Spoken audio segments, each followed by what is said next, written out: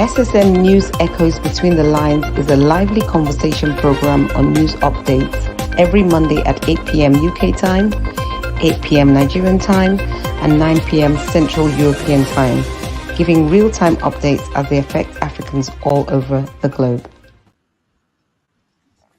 Giving real-time updates as it affects all of us, all over the globe. My name is Matt Godwin Iweajua, and you're into our Monday News Starters, Between the Lines. Between the Lines is that program that we look through news updates that affects us and also decipher those things that comes with it. But I don't do this all by myself. Joining me from different parts of the world are my colleagues, coordinators. In faraway Lagos, Nigeria, is our man, Ogbeni Olayinkaraji. Ogbeni Olayinkaraji, it's good to see you.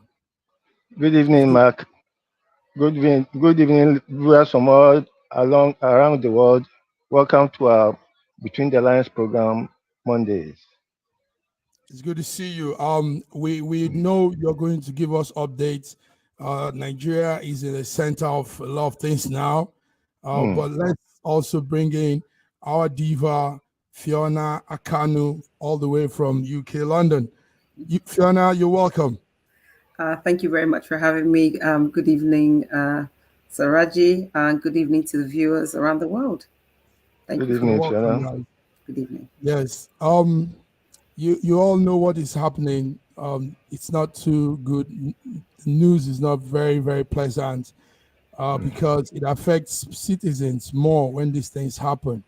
When these things happen, you have more innocent people, vulnerable people affected. But we can't move on this topic if we don't bring in from Toronto, Canada, is our man, Sir George Chukwu. Sir George, can you hear me? Yes, we can. Good. Okay. Thank you so very much, Mike Godwin and Fiona Olayinkaraji, the usual gang. I am coming from outside right now. It's a place where I'm taking the sun. It's a beautiful day, chilling after my birthday party. So I just want to welcome viewers from around the world. There's the song that says party after party. That's what you're doing, George. You're going from one party to another party and enjoying your age, your new age, George. Nice. Yeah. One more year. Adding one more year because I don't know my age. but George, some people are not having party after party.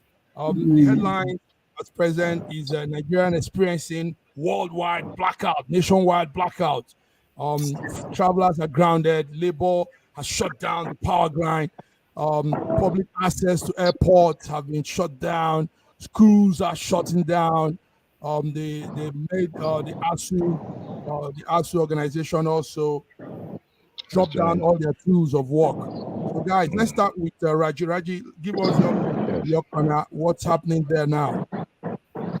Unfortunately, we woke up this morning to a complete shutdown.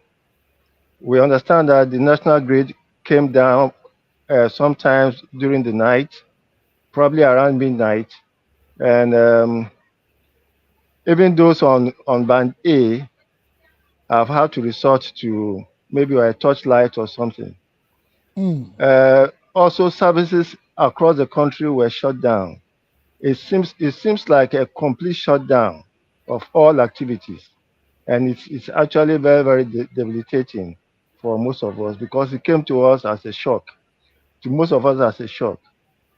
Yeah, we didn't think that the whole country could be shut down within such a short notice, but that's what we are facing now.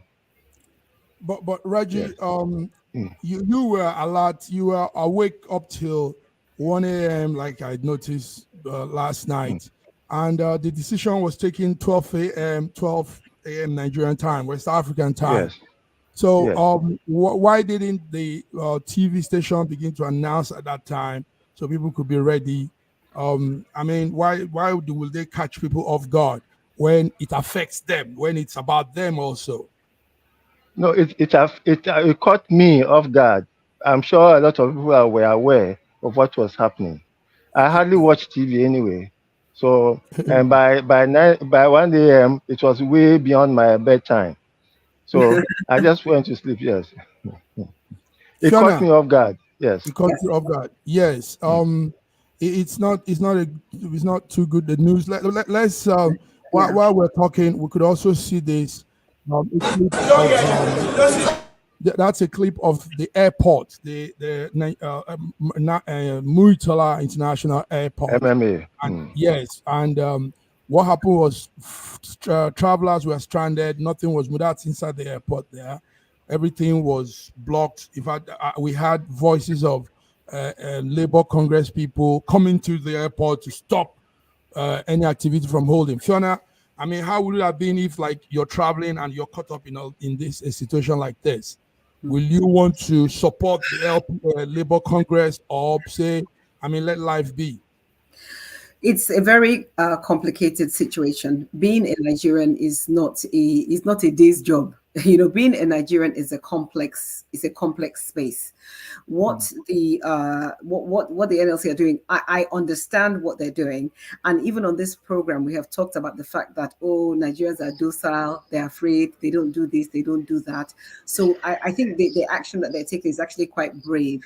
Now, on the flip side of that, for the 99% of Nigerians that don't have, this is very, very difficult for them, you know. So it's okay for you to do all these things. People that have, they have generators running 24/7, they have all their conveniences they like, they've got private jets, they've got whatever. So I think that I applaud the effort. But the flip side is that for person A, B, and C trying to do things is very difficult. I have a friend today, he was launching a business in Abuja. It's actually a laundry business.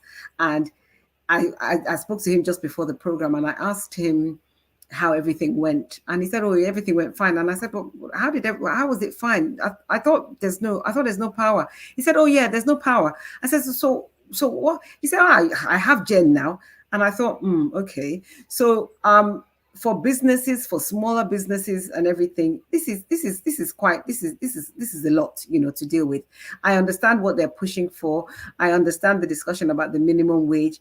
I personally think that while 400,000 naira in today's money is not a lot of money, I don't understand how the economy will be able to balance properly if they create that as a minimum wage. I think it will lead to unemployment. I think it's just going to lead to a whole string of things that we're not even prepared for. So that's just my own take on it. Yeah. Strong take, George. Strong take, Fiona. Sir George, are you still with us? You're Yes, there? I am with you. I am with you. Yes, Yes, are you I am. following what's happening, George, in Nigeria? Yes, I am following. And yeah, I applaud them. Actually, I applaud the labor union and the rest of them that are doing this, simply because if you look at the impunity of the government today and the ease by which they can easily increase their own wages without any question, they become the people with the yam, with the people with the knife. And when people started complaining about the increase on the wage, they gave themselves almost 100%. They approved it. The impunity of such is something that needs to be looked into. So today, I was expecting them at least to meet whatever the union was proposing at least halfway. But they're only talking about how much? Only 30,000, which a lot of people are not even meeting. And then also they're talking about, 60,000. That is just, in today's inflation and everything, you wouldn't even buy a bag of rice.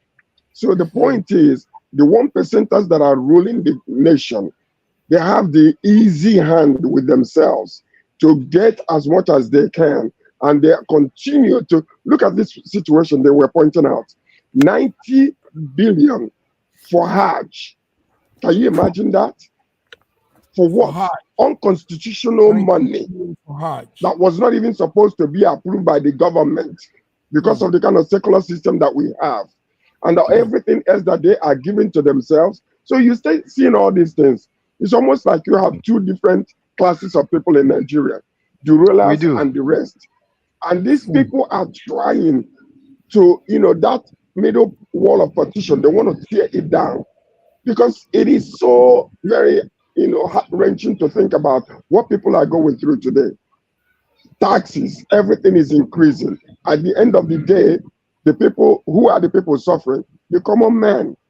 They can't even afford 3 square meals every single day. They spend out everything that they have said they're giving to the common man, but none of them are, it's all proposal. That's what we have heard from the government thus far, which is not good. So I applaud them highly. Maybe this step they are taking will force the government to do what they are supposed to do, because there have to be a little bit of, bringing the diversity between the rich and the poor to merge it a little bit more. So, I hope that they will sustain this. I know a lot of people are going to be suffering at the airport and everything that is happening, but maybe we need to sacrifice this for the purpose of bringing a better solution later. Raji, I want to agree with. Sorry, Raji, I want to agree with. I want to ask a question, Raji. Okay, go ahead. Well, this evening, just not long ago, we saw some labor officers going to places to personally shut down offices. They've also told ASUU, that's the University Staff Association, to stop shutdown. They've told a lot of other arms of government to shut down. Now, what we're heading to is probably they want to make it they want to make it nationwide. They want every aspect, every sector of governance to shut down. Now, do you think everybody will agree to this plan? And do you think a headway can be made? George just said the effort he likes, and Fiona, but we've had series of actions like this, and at the middle of the night, somebody will come and say the strike has been called off. But do you think this time we can pull this through? I want to agree with Sir George about the impunity of government, but I want to disagree with him about the pervasiveness of the strike action. The moment the strike got to forcefully shutting down the national grid, they were approaching a terrible felony. It is now becoming criminal. Then you cannot force people to shut down. That would be impugning on their own personal freedoms, because not all of us are members of the NLC. As a matter of fact, the total population of those employed by the government is less than 2 million. It's less than 2 million. And I don't think that even the membership of NLC is up to 2 million. Therefore, the NLC cannot force people to shut down their operations. That would be now engaging in personal attacks. We are now likely to turn it down into a mob action. But Raji, also, yes, also take note that the NLC also comprises of smaller congresses. You have the top. I know that. Union. Yes. So the trade union congress is a big one too. Yes. You also have the NASS. That's the arm of governance, the House of. Yes, all of that. Okay. So can I interject a little bit to for what he just said? Oh yeah, okay, George, if you don't mind. Okay, yeah, you know what? I can understand where Raji is coming from.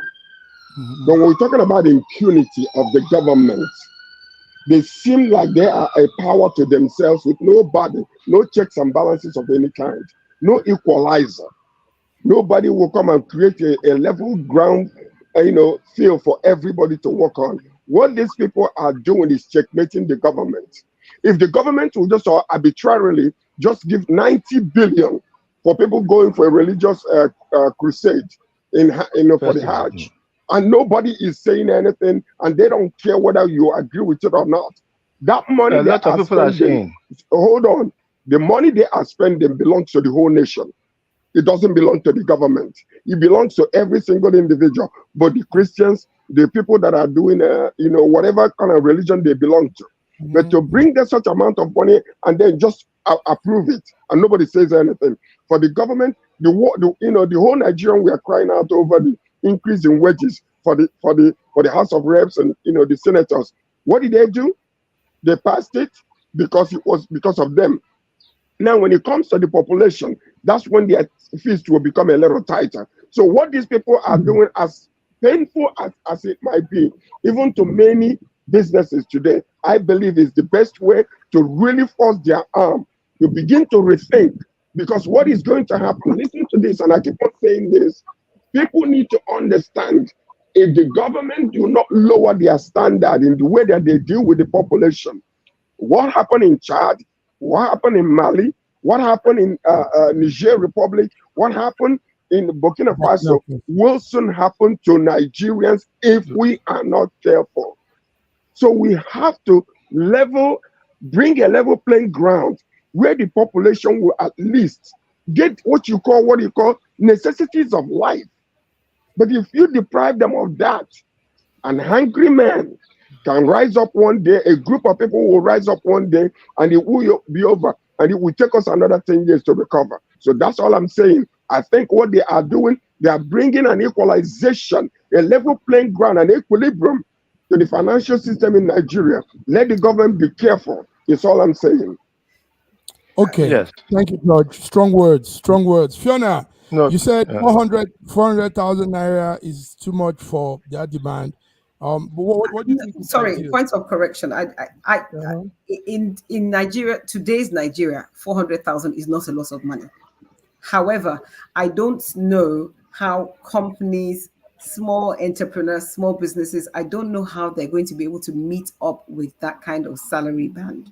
I don't know. I've been an entrepreneur for several years in this country, and I know I know what happens every time there's a minimum wage increase. I know what it does to me financially, and I'm just trying to imagine what that makes the picture look like.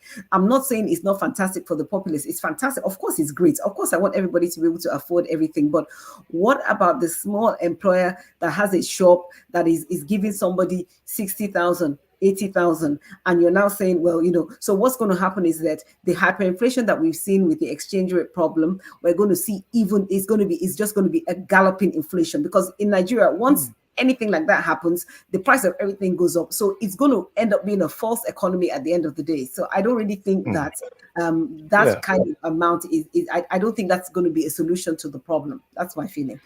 What could be an ideal minimum wage? An amount. That's such a dreadful question to ask, because I know how expensive things are in Nigeria, so it's a hard question to answer. I mean, but if we just look at what the minimum wage has been, and we say, okay, based on the fact that things have increased, I don't know, 100%, 150%, and we looked at, say, perhaps doing that with the wage as well, as opposed to, taking it 8, 9, 10 times, 12 times more than what it is at the moment, I think that it's just going to create a bigger problem, because the financial mechanism in place in Nigeria is never robust enough to react the way that we expect. If it was somewhere else, I'll say, oh, if they do this, this will happen. But in Nigeria, when we do things economically, we have a completely different outcome. So pegging it at 100 and 120,000, it's not great, but I think that will be probably more manageable across the board. That's just my feeling. I mean, but I know that things are not cheap in Nigeria, but if you increase it to 400, 500,000, believe you me, two pepper that's 1,000 naira, by next week it will be 2,000 naira. It's just that simple. I'm in agreement with Fiona, because what is going to happen, there's going to be what you call a backlash. Number one, if I'm unable to pay my employees, is either that I'm going to have to revert back and negotiate with them to pay them a lower wage, number one. Number two, then you will see a lot of unemployment will increase drastically, because if they cannot sustain, they have to lay people off. So now I believe I suggested before between 120 to 150, but even that is a little steep. I think if there should be an increase, it have to be a gradual increase. It is 30 right now. If you bring it to 120, that would be a little strong for people, small businesses, but that is at least fairly equitable. Yes. Compared to what it was before. And not everybody, remember, the number of states that are actually agreeing with this 30,000 now, they are minimal. So when you increase it to, if it goes so high, you will see many states will not participate. Now we are coming to that point. Yes, even at 30%, even at 30,000, not all states are paying, and some are paying in breach, and some are paying portions of it. Some are in Osun State. My governor was called half sat because he was paying half salary. You know, I was paying half salary. In some states, the government is owing workers for years. But let me come down to something. Okay. What people spend their money on most times? Mm-hmm. What the government should do, rather than just increasing the minimum wage, is just increasing, is to be actually look at the things that is causing the burden on the people. Then, if the government can, in all sincerity, bring down the price of fuel from the current 800 naira a liter to like 400 naira a liter, I'm sure there'll be a lot of ease for the people. Now, most people may not be so concerned about the exchange rate, but let the price of fuel come down by at least 350, 400. And I can assure you, my Uber driver will be very happy to be doing business. Thank you very much. Thank you. There's no way any government in Nigeria can pay more than 70,000 naira a month as minimum wage. And we are talking about minimum wage. We are not talking about living wage. Living wage. Yes, it's a huge difference. So don't let us deceive ourselves that the government can go any higher than 70,000. Viewers, you are tuned into Between the Lines Monday, and what we're discussing here is what is happening presently in Nigeria. Labour reacts, Labour Congress. That's that arm of governance that checks the government, and they've gone on a nationwide blackout.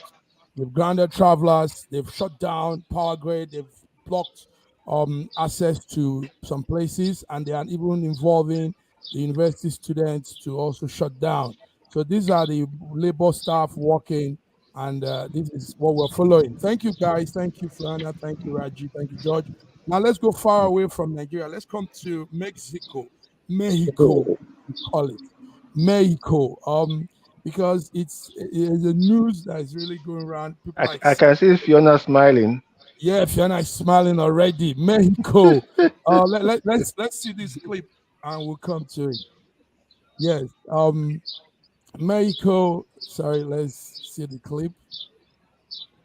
Okay. I don't know if that clip can run.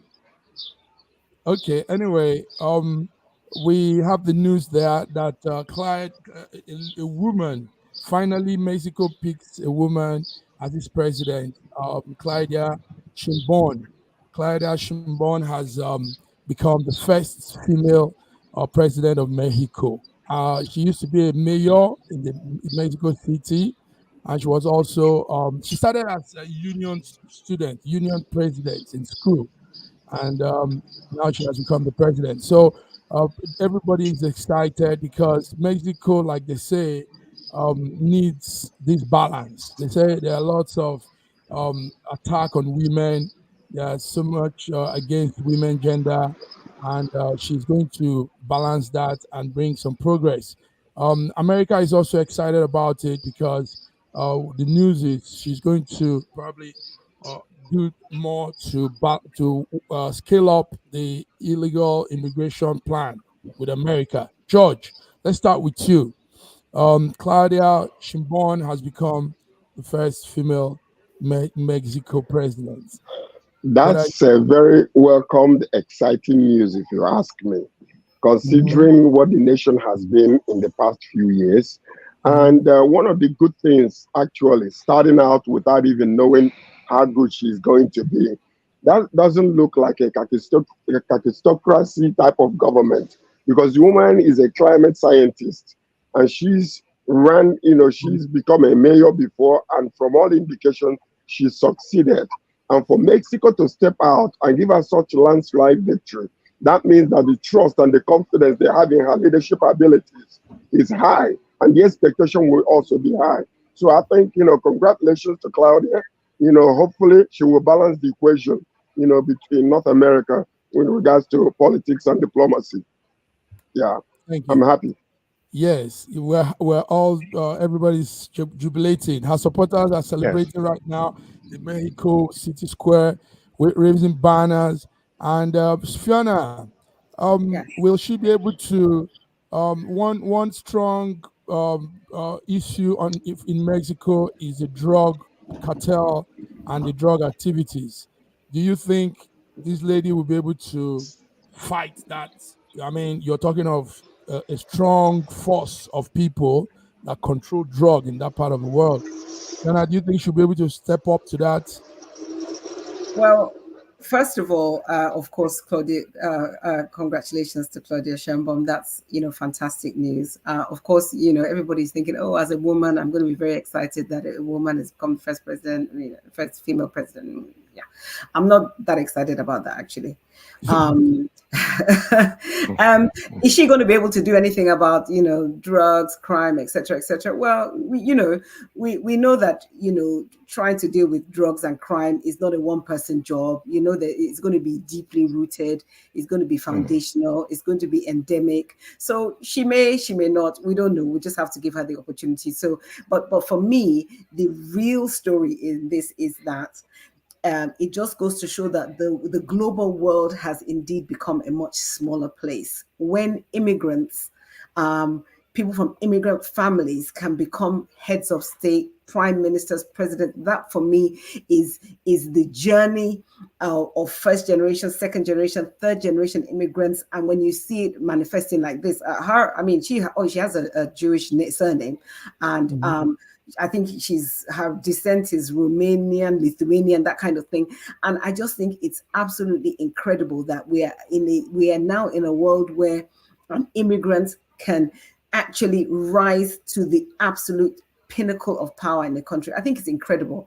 I think that for me is the real thing that deserves applause. That actually, and this is what we need to be feeding into our children and the generations to come. That listen, it doesn't matter if you're good enough, you can actually attain that. So that's for me is really the exciting part about this. Whether she's going to be able to achieve the things with crime, we know what Mexico is known for. So I'm not even going to try and give her this big thing to do and everything. We'll see what happens. Yeah, so we'll see what happens. Raji, Yes. she has said she pledged to broadly pursue good bilateral cooperation with America. Yes. And that's what she said in her speech this morning. Do you think she will achieve those bilateral cooperation? I mean, one is stopping border crossing, all of these things that really affects, because I know your man is Trump. Trump was making some effort on that, but he didn't pull through. My man is not Trump. Your man is not Trump. Okay. Yes, I just want Americans to be ruled by Trump, so that we know that what they have been doing to other countries can be done to them. Yes. Now, first of all, let me congratulate Claudia for her victory, and I would rather please encourage her to not to be distracted by so-called drug things and things, but to concentrate more on governance. As for the border crossing thing, most of Southern America will belong to Mexico before, so you can't stop that border crossing. So she shouldn't even make it any priority for her because it will be distraction for her. Let her concentrate more on governance and most things will fall into place if they see that she's more concentrated on giving good governance to the country. I wish her the best of luck. George, do you have anything to add? Okay, I think George. Can hear you, George. Don, are you saying that you want Trump to be the president of America because you know that he is going to inflict pain on Americans and they should suffer? Yes, yes, they've been suffering other countries for that. Let them suffer. Let's go on a small break, guys. Nigeria has a new national anthem, and as a network connected to Nigerians back both home and abroad, we need to stick with what is going on. We need to follow also our allegiance to Nigeria. So let's go on this small break. We'll be back. Nigeria, we hail thee, our own dear native land. Though tribe and tongue may differ, in brotherhood we stand. Nigerian soul are proud to serve our sovereign motherland. In a world where news flies around every minute, you need the ability to relate and connect with what matters and stay up to date. Schengen Story Media News Echoes program is Africans in Diaspora and at Home's leading English news network, one of the most trusted, respected sources for news updates on current affairs as they affect global Africa.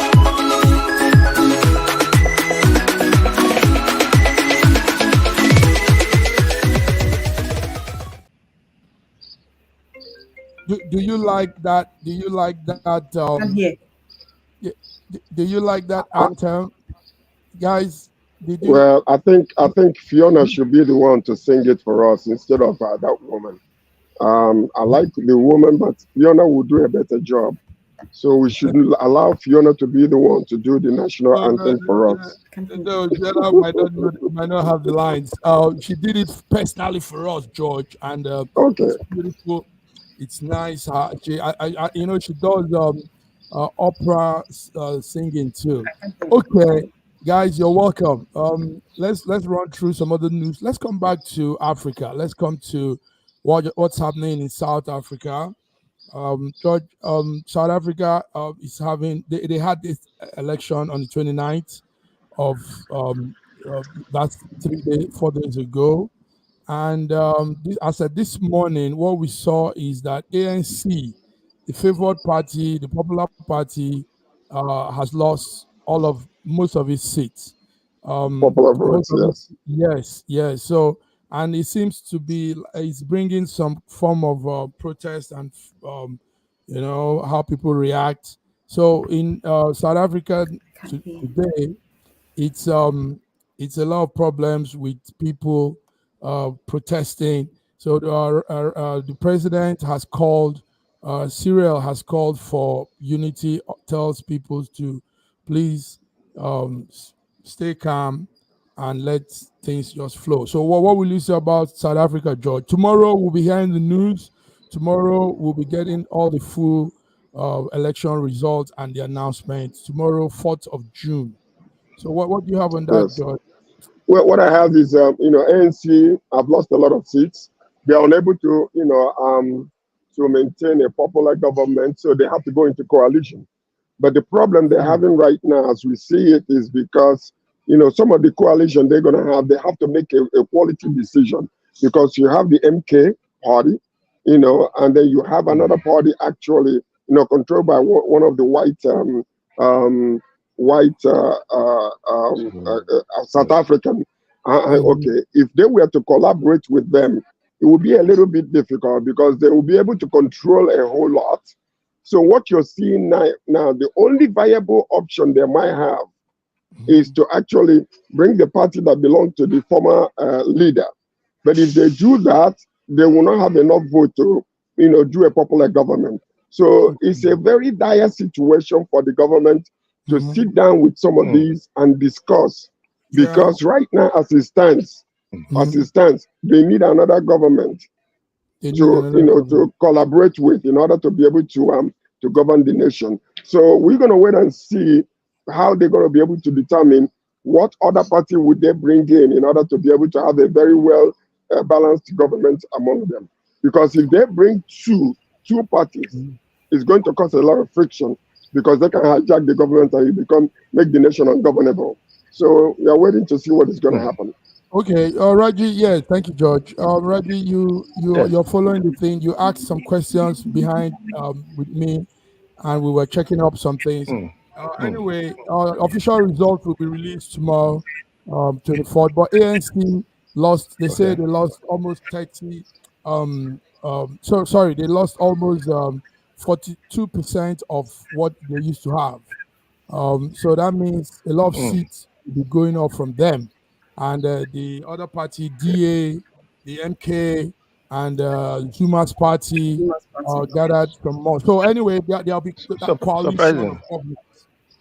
Yeah, go ahead, Raji. Coalition of governance. They probably will have to eat their shit and go to Zuma for a coalition, because the way Zuma came in and took over 14%. It's quite surprising to me. It means that Zuma still has a lot of popularity, and it's better for them to mend fences, because they belong to the same ANC. It's to be better for them to mend fences, discuss with him, mend fences, and then be able to form a good government. And but that would be very difficult, because remember that Zuma's party did not get enough for a coalition by themselves. That's the problem there. So if they do that, that means that they will have to go to the third party in order to, and it becomes very, very difficult, because Zuma's party and the DA, they can come together and shut the government down anytime. So what I believe that he needs to do, and what I believe that they have to discuss plainly with one other party that has enough to bring coalition together. Because if they go to Zuma's party, remember the problem between Zuma and the current leader. And they didn't remember they don't see eye to eye. They don't see eye to eye. So so it's going to be a difficult situation there. Oh, it's going to be a difficult situation. Fiona, we are glad to have you back. Guys, let's move on. Let's move on to some other story. There's a group of people doing something in Nigeria. We'll come back to Nigeria again, and that is they are looking at standout ministers in Tinubu's cabinet. So it's are there really standout ministers in Tinubu's cabinet? I mean, well, Fiona, go ahead, tell us. I think, standout. I mean, that they're doing something that's visible and is positive, I suppose, is what they mean. So I think, like the Minister of the Interior, for example, I can attest to the fact that the procedure for getting a Nigerian passport here in the United Kingdom has transformed. We were going through hell trying to obtain a Nigerian passport here, and people are receiving their passports the next day in the United Kingdom. So for me, that is a definite plus. And I hear it's because of all the reforms that he's introduced. So for me, that's a win, definitely, because we had situations where you can apply for a passport and for the next 1 year, you're messing around with them. So that's, and then... so that's Olabumi Tunjojo. So Fiona, Olabumi Tunjojo, Fiona is SSM, Fiona is giving a thumbs up. And then, of course, the Minister of Aviation, Keyamo, because of everything he has done in support of air peace, that in itself, just that as a single solitary act alone for me, gives him my vote as well. So that is Keyamo, Festus Keyamo, Minister of Aviation and wonderful. Yes, let's hear more, guys. Fiona has said, wow, Fiona, two good votes, and your reasons are also very, very legit too. Keyamo, Tunji Ojo. George, let's hear you. George, who's your take? Standout ministers in Tinubu's cabinet. The only person that I can actually give a thumbs up is Keyamo, Festus Keyamo. Festus Keyamo has been very proactive and very, very resilient in fighting other nations and other, when it comes to airlines, taking care of other airlines and stuff like that. So to me, I think he's done a fantastic job so far. That's the only person I can give thumbs up among the rest of them. And then if you are given, also, we have to consider the FCT chairman, which is Wike. I'm giving him 2%. 2%. FTC chairman, 2%. 2%. FCT minister. Minister. What about David Umahi? David Umahi. David Umahi is a puppet, as far as I am concerned. He's a good a good orator, and that's all he is. As far as I am concerned, a man that can stand on his own 2 feet to defend and to protect the welfare of the people. The man is just a man that you come, you tell him what to do. He's just nothing but an axeman for the president. And I don't believe that he is doing a good job. How do you call him a good orator when he said 2% for him? Okay. Yeah, but because a good orator is somebody who... He said he can't speak English. He was telling... forget about all that nonsense because he's a politician. Forget about all that. When you're a man... politics is all about self-interest, and politics also is how to be able to make promises, and then later on, if you're unable to fulfill it, you just come out and then give reasons why you couldn't do it. As far as I am concerned, this man is nothing but a roguish politician, and he is nothing but an axeman for the president. The man needs to take steps backwards in order to regroup himself so that he can give a solid advice to the president in some of the things that are going on. Look at what just happened in Lagos regarding this, Lagos Calabar road that is going on. He came out and defended turning this road and destroying all those infrastructure. Afterward, reverted back. Is that politics or is that what? Who is losing in this whole equation? Why did they destroy when we were crying out and say, what is the force? Why are we moving so rapidly and fast? Why can't we take our time to study this thing and see the ramification and what the effects of the people and the businesses?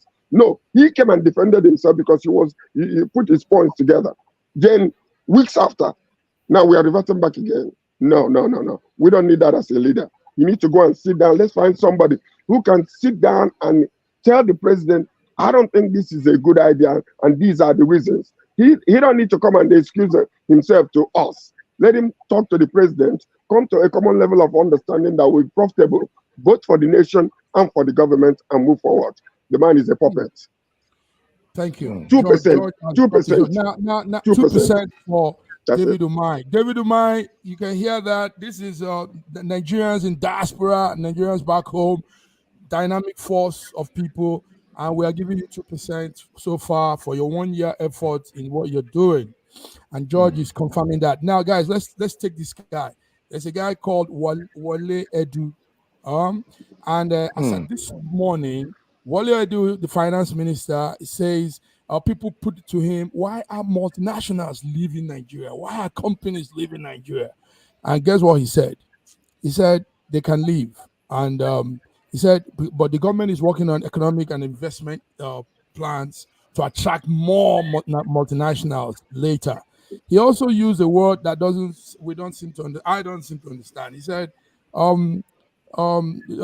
both local and foreign manufacturers operating in this country, the reason a lot of them are leaving is because Tinubu's government has put in good economic stabilization package. I don't know what that means, but it doesn't seem like it's working. So Wale Edu, let's talk about him. He is the man. His office affects a lot of things. Finance is major. Him and the central bank chief are two people that could plunge our country into a quagmire of poverty if we're not watching, or they could also make us great. So, but what do we give him? Raji, I come to you. Wale Edu, finance minister. Both the finance minister and the central bank governor have already thrown us all into a ditch. And all that they are doing is a lot of talk with no substance. If you look at the state we were before, as at the time that Tinubu came in, the exchange rate was below 500.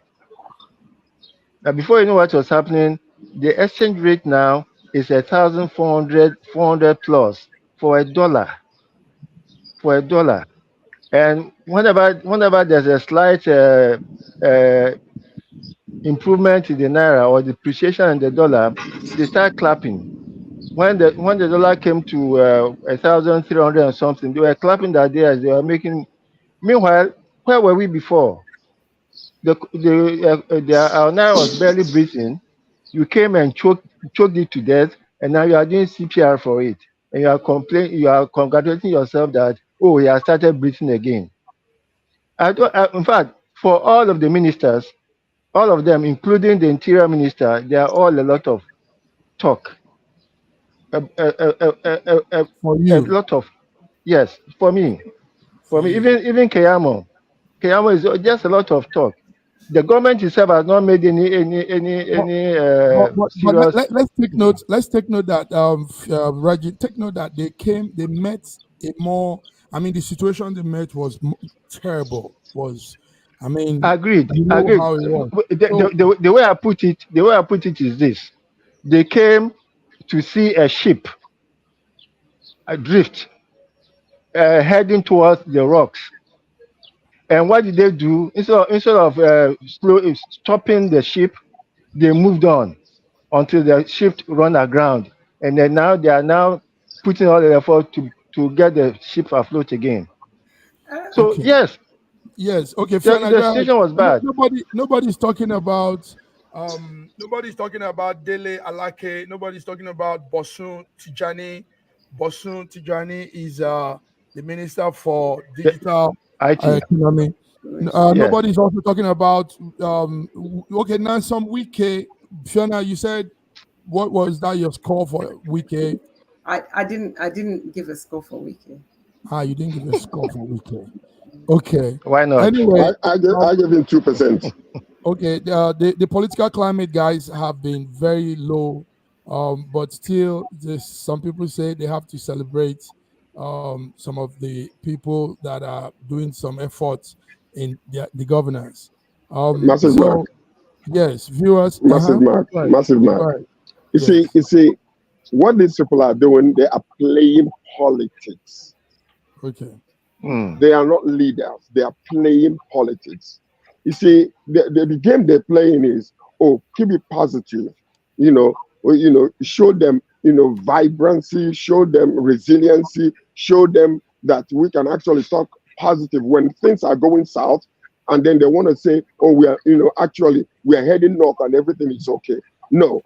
When the people are feeling what they are feeling experientially, and you are unable to give any excuse. You can give all the excuses, political excuses you want in this world. The experience that people are, having in Nigeria is so negative. So, these people, they have mastered they have mastered fakery, the art of fakery. Talk. Keep it positive. Don't say anything negative. If they attack you, give them excuses. Even what's his name? Festus Keyamo. There was an attack on him recently, and I saw the way he came out. No, you are leading a people. Even the ones that voted for you are regretting voting for you, for this party. So you must come to a common level where you can bring them and say, I know how you people are feeling. I know it is difficult right now, but the policies we have is going to help eventually. We are trying the best we can. Don't come and tell me that it is white when I'm looking at it and it is black. And I don't have, my glasses are not messed up. So they need to really come to terms with the way to deal with the public. Because that's what I'm saying. There will come a point in that country today, I'm telling you, if they are not careful, listen to me, a lot of people will rise up.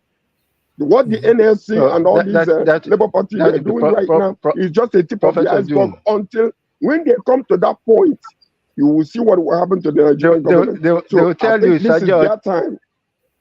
Sir George, they will tell you that you are just one of the natural nabobs of negativity, and that the country will survive. I want to agree with Sir George on one thing. This government is full of deception. A government that is full of deception. Even in the increase of tariffs, of electricity tariffs, they came and started talking about bans. They could have just come and said, look, we need to raise tariffs. We are going to improve distribution, but we need to raise tariffs. Please, can we raise it to say 100% what we have now, and we go on with it as we raise it 100% above board, across board, instead of dividing the country to band A, band B, band C, and then sliding everybody towards the same band A without any commensurable improvement in the distribution to those other bands. Deception. Yes. Thank you very much. Thank you. So anyway, we've gone through our list because it's still that 1 year anniversary thing for the Tinubu's administration, and we're checking on his ministers. We're checking on those that are trying to do one of the things. Let's come to another part of Africa. Now we're sliding all corners. Viewers, you're tuned into Monday Between the Lines, and we're here giving you all the lines.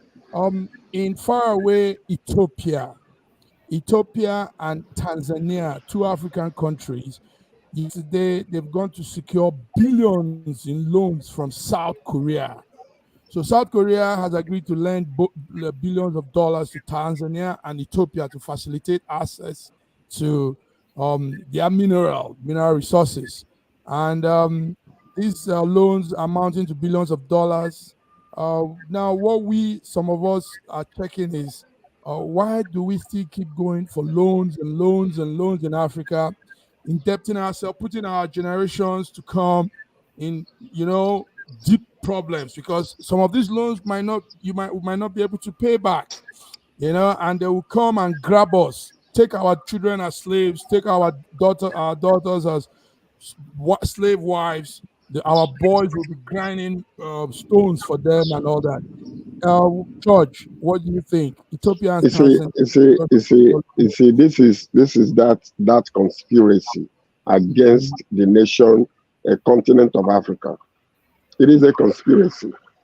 The World Bank is included in this conspiracy, and some of these other countries. As we speak today, when you bring the many countries' national debt to China and go deep into finding out the defaulters and the people that China is controlling their infrastructure in their countries, we're talking about like 20-something years ahead because they're unable to pay.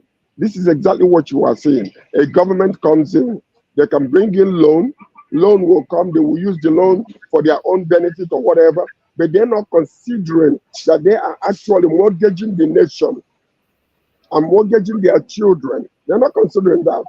If Africa can come together and start a bank whereby they can be given loans, you will see their voices. They will become, like a force to be reckoned with. But what you are seeing today is they are mortgaging the countries, they're mortgaging the children, mortgaging the nation. And this is selfishness, with the leaders. It is selfishness because to them, how long do I have to be here? Well, let me use this money to my own benefit right now, put aside what I can put for my generation, and then I will let the country suffer eventually. It is wrong and needs to stop. Africa needs to come together and begin to think, how can we progress in the next 50 years?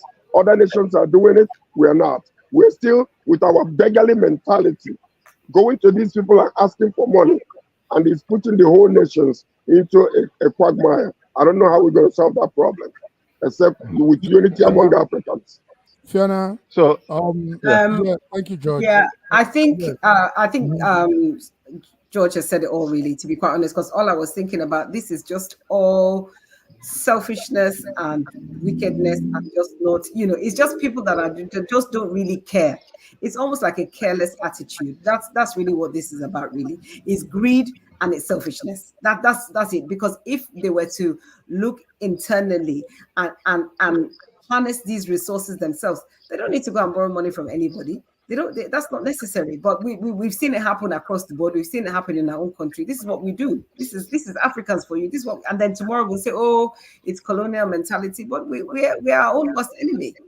So. So I want to give a single example. Norway used to be the poorest country in Europe until they discovered oil. And when they discovered oil, they did not change their lifestyle. Rather than they continued with the same lifestyle they had, and then they started saving the oil money. Now, Norway has the largest, what do you call it now, sovereign wealth probably in the whole of the world. Norway, because they did not change their lifestyle. But with Africans, the moment we got oil, like Gowan was saying that he has so much money, he doesn't know what to do with it. Which shows a certain lack of a certain depth of gumption, of intelligence, of native intelligence. George was talking about an African Development Bank. We have an African Development Bank. I was surprised to note that the World Bank owned a certain percentage of the African Development Bank, and therefore they could influence decisions in the African Development Bank. Okay. I think we have a viewer. Thank you, Raju. We have a viewer here. Monday. Monday says South Korea is current America equal to World Bank, IMF. It's a shame that some African countries under permanent enslavement. It's a shame. Anyway, guys, this is what has happened. Yesterday, the treaty has been done. They've signed papers.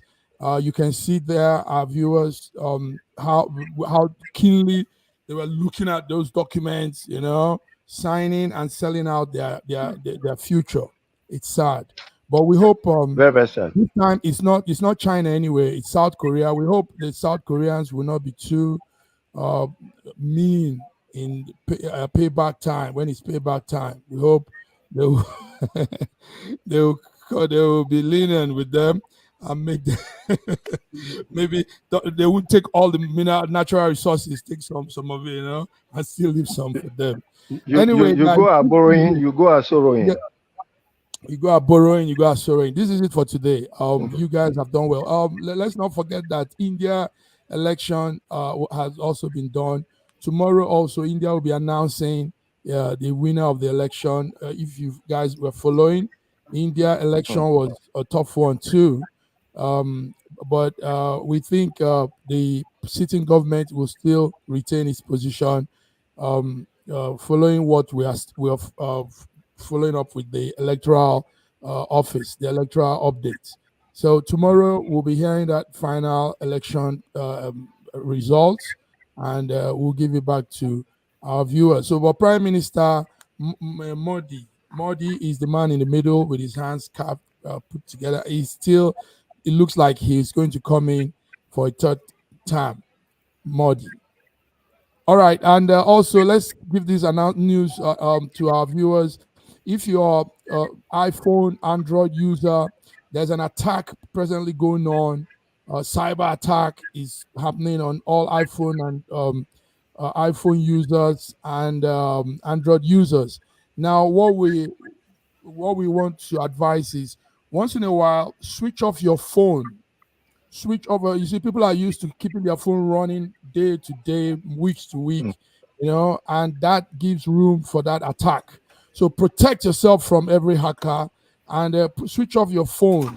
Put your phone on a switch off, then put it on again, and don't click on links that you don't understand. Don't click on any link you see on WhatsApp, so all these social handles.